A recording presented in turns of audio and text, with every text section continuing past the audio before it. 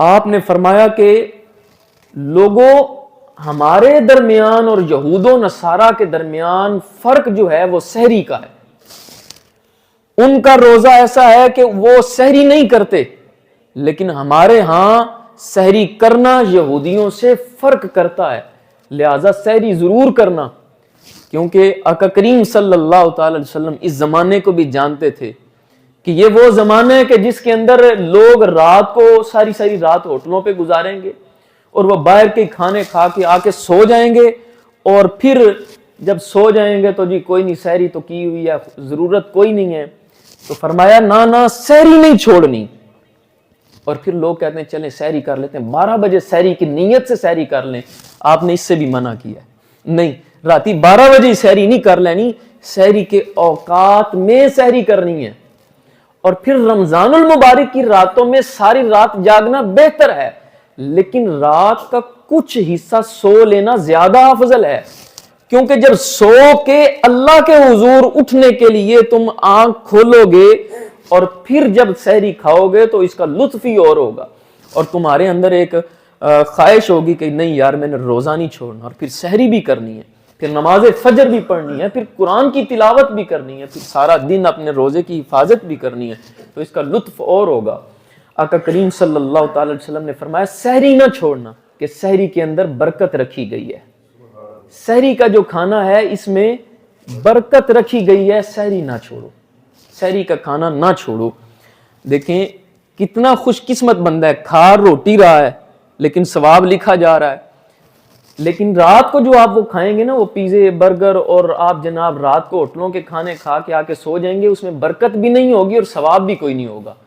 سحری کے وقت کھانا کھانا ہے، کھانا اس وقت میں کھائیں. پھر فرمایا کہ لوگوں یاد رکھنا فصل ما بین صیامنا و صیام اہل الکتاب، اہل کتاب جو ہیں ان کے روزوں میں اور ہمارے روزوں میں جو فصل ہے، فاصلہ ہے، جو فرق ہے وہ کیا ہے؟ اکلا، کھانا ہے. کہ وہ رات کو کھانا نہیں کھاتے، ان کا مغرب کا وقت شروع ہوا ایک بار کھا لیا، اب رات بھی نہیں کھانا، اگلا دن بھی نہیں کھانا. تو کہا نہیں، ہم نے سحری کرنی ہے. یہ فرق کرے گا کہ تم عیسائی اور یہودی نہیں بلکہ حضور کے غلام ہو، بلکہ تم نے نبی پاک کا کلمہ پڑھا ہوا ہے، اس لیے تم نے وہ کھانا کھانا ہے، اس کے اندر برکت رکھی گئی ہے. آگے مسند احمد کی ایک روایت سنیں، ایمان تازہ ہو جائے گا یہ حدیث کے الفاظ سن کے. آپ نے قرآن کی آیت سنی ہوگی، ان اللہ و ملائکتہ یصلون علی النبی، لیکن مسند احمد کی روایت کے الفاظ کیا ہیں؟ فرمایا اللہ اور اس کے فرشتے رحمتیں بھیجتے ہیں سحری کرنے والے کے لیے. اب جو بندہ سحری کر رہا ہے، کتنا بڑا اعزاز ہے کہ اللہ اور اس کے فرشتے، اللہ اس کے اوپر رحمتیں نازل کر رہا ہے اور فرشتے رحمتوں کی دعا کر رہے ہیں. آگے فرمایا کہ اس وقت تک میری امت سے بھلائی ختم نہیں ہوگی. اس کا ایک محدثین معنی کرتے ہیں کہ ان لوگوں میں بھلائی ہمیشہ رہے گی.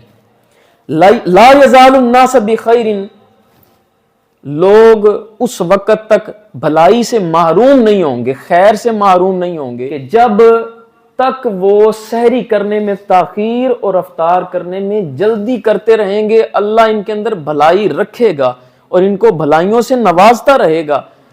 اس کا معنی یہ ہے کہ سحری رات 12 بجے نہیں کرنی، بلکہ سحری کرنے میں تاخیر کریں، بالکل اخیر وقت میں لے کے جائیں. اب جو وقت ہوگا وہ جیسے ہی اذان فجر، اس سے قبل جو 15-20 منٹ 30 منٹ آدھا گھنٹہ ہے نا، اس کے اندر تیاری کریں. عشاء کے بعد کھانے پکا کے نہ رکھ دیں، بلکہ اسی وقت کھانا تیار کریں. اس وقت جو رونق ہوگی سحری کی، اس وقت جو دسترخوان سجایا جائے گا، آپ کی طبیعت محسوس کرے گی کہ اس کے اندر برکت رکھی گئی ہے. یقین کریں کہ جو بندہ سحری کرتا ہو، حضور نے فرمایا اللہ اس کی ساری بیماریاں ختم فرما دے گا. کون؟ جو سحری کرے گا، سحری کا کھانا کھائے گا. کئی ایسے لوگ ہیں ان کے بارے بزرگان دین فرماتے تھے کہ اگر روزہ نہیں بھی رکھنا نا، بیمار ہے، پھر بھی سحری کا کھانا کھا لو، شفا مل جائے گی. سحری کے کھانے کے اندر بڑی برکت ہے.